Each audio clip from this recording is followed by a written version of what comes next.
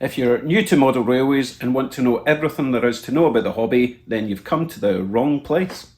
This is not so much of a how-to channel, it's more of a how do I channel. However, with your help, we are going to build the best HO scale layout this basement has ever seen. I'm Dave, this is Scott Rails.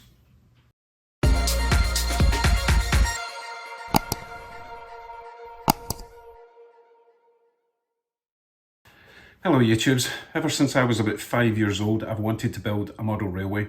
However, being born and raised in Glasgow, Scotland, I never had the money, never had the time, but most importantly, I never had the space.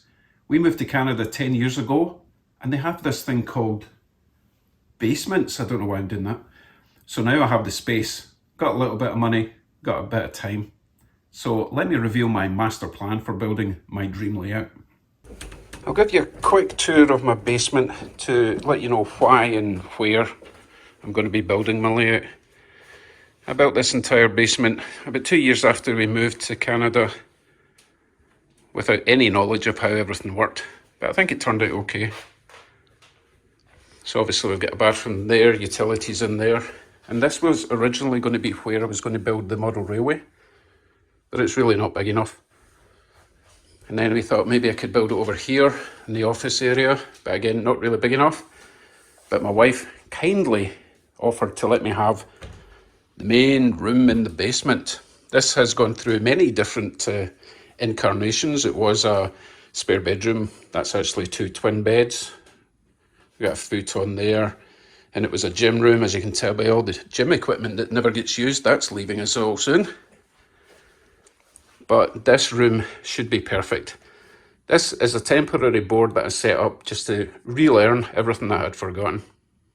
Over in that corner, I've obviously got my computer set up. Down on the floor, we have our little dog called Truman. Oh, now you're quiet. And in this corner, I have a cupboard, which was a sort of small closet, but that is going to just get turned into storage for all my trainee stuff.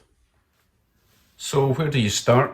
Well, you could just rush out to the local swap meets and shows and marketplace and buy a pile of track and some junk locomotives and just throw it all together and see what happens, which is what I did.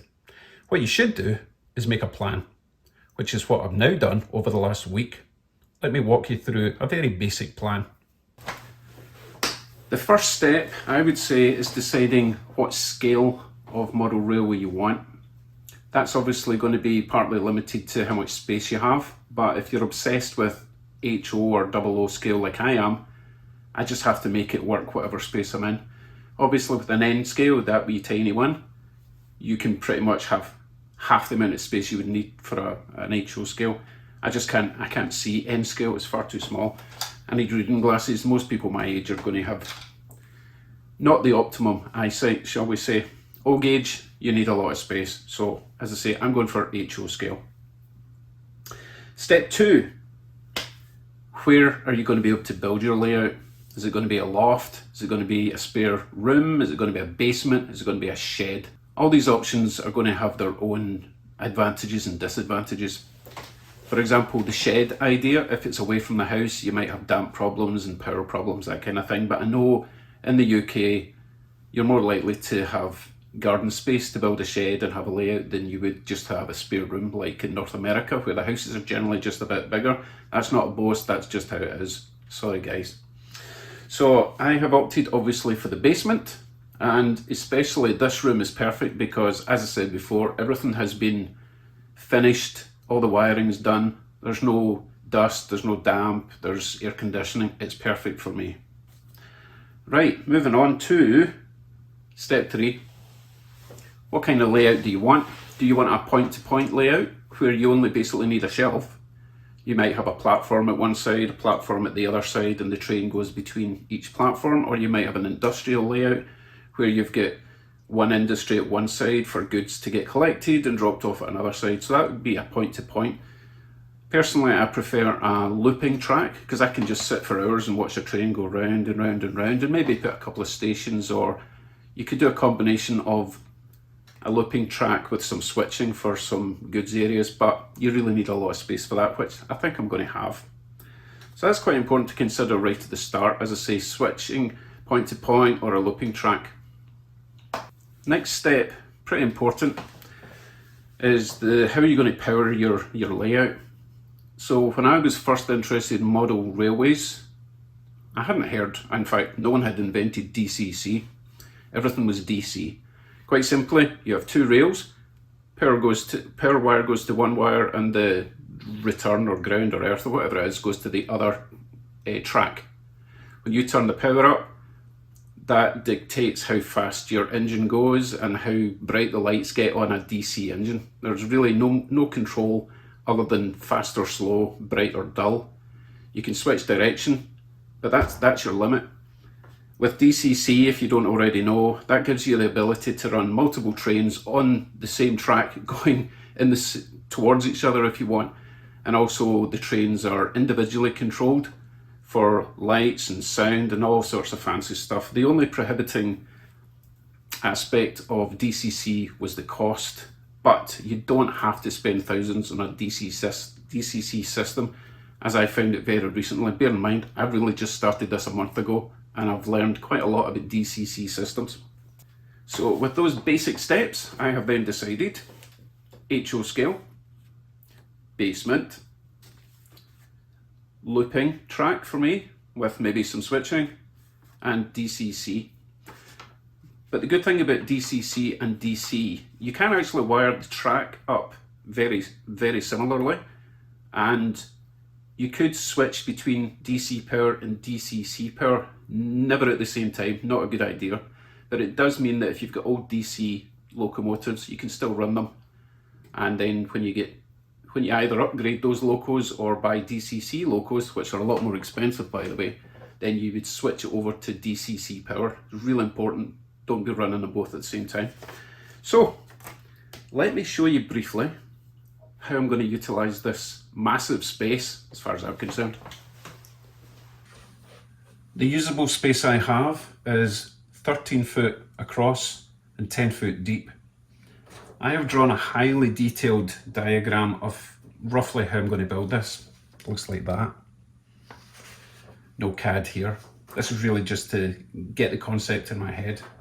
So obviously the futon will be leaving, that bed will be leaving, that shelving will be going in that cupboard, and obviously this is just my test board anyway, so we do have an empty space here.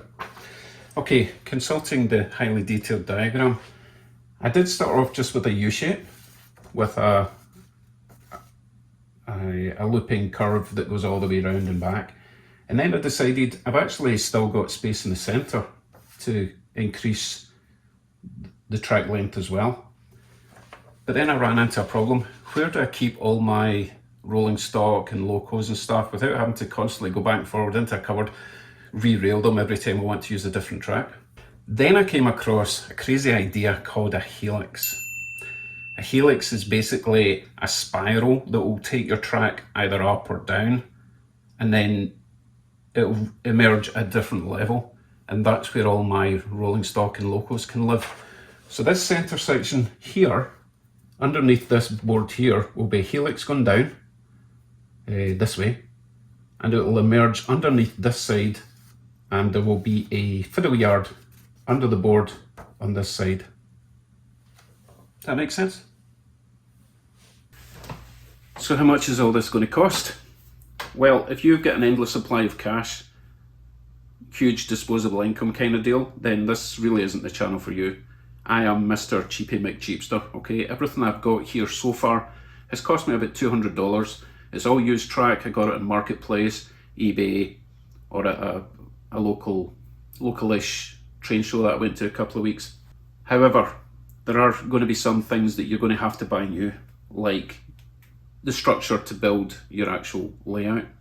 I've kind of priced up the cheapest method of building the base structure, if you like. I'm thinking 2x3 studs, lengths of wood. They're called studs over here. Although I think the 2x4 is actually cheaper than the 2x3, which doesn't make sense, but hey, I might just get the 2x4 then. And that's to build the base structure. You'll then need plywood or whatever board you want on top of that.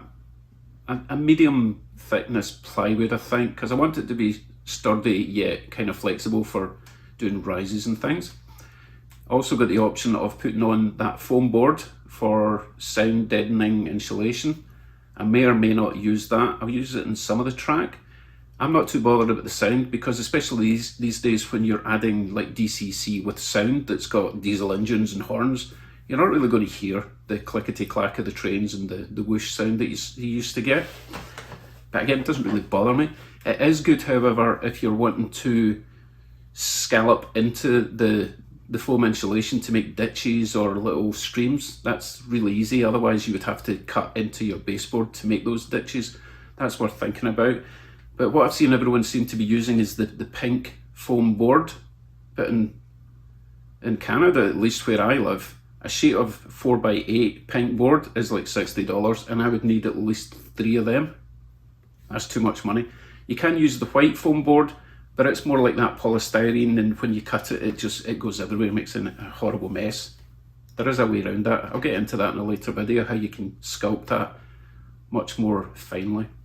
Other costs involved, obviously, is going to be the power system. DC is pretty cheap. You've basically got some wire and any old controller will work. I picked up a fairly nice twin DC controller at the train show for $20 it was, which is fine, but it does hum a bit, and you are restricted to whatever power you turn the knob is what power goes into the train. DCC, when I first looked into this, well, when I say I first looked into this, we're talking 4 weeks ago when I first heard of DCC. The pre-built DCC control systems, they're starting about $600 in Canada for the basic one, and you're kind of even limited to what that controller can do. I joined a Facebook group called Budget Model Railroading, which is awesome. I will provide a link. Those guys have helped me immensely. And straight away, 2 of the guys said, you need to go DCC EX, which is basically building your own DCC controlling system. I've ordered all the parts for that. Should have the final part I need arriving tomorrow. And so far that's only cost me $150, which is epic. It's a bit like when people start building their own gaming PCs, they buy a motherboard and they buy a graphics card and RAM and all that kind of thing. It's similar, but much, much smaller and much, much cheaper. So that is the option I'm going, DCC++ EX, I think it's called. And it's all freeware online, download it, run it off your PC, looks really good. And obviously the other cost involved is track. Track is expensive if you buy it new. Not so expensive if you buy it used, but you might be buying lengths of track with broken sleepers or ties, as you guys call it. Locomotives, much cheaper at a train show, but you've no idea of the history. You might need to do a wee bit of work in the motors, change bushes, wheels, all that kind of thing. Still going to be cheaper than buying new. I'm looking at DCC locomotives. That the ones that I want are $250, $300 for one locomotive. That's crazy money. But you can convert your old DC locos. Like this is an Athearn, and it's actually really easy to convert this DC to DCC, although you will not have sound. You will have the controllability. This comes off really easy. The motor inside this is fantastically simple. You have the motor in the middle, it's got 2 flywheels to make it all nice and smooth and torquey. This metal bar here is connecting power, and you basically disconnect the DC power and change it over to DCC power just by soldering some wires and putting in a little decoder.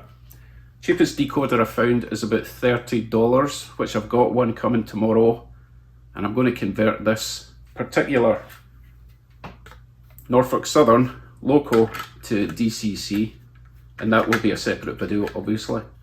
I'm specifically using this particular motor because it's so simple compared to the other ones I've found, like the Bachmans and the other not so great ones. So I'm looking forward to that. That'll be a separate video.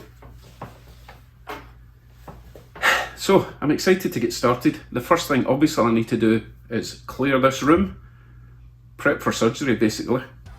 So let's do that.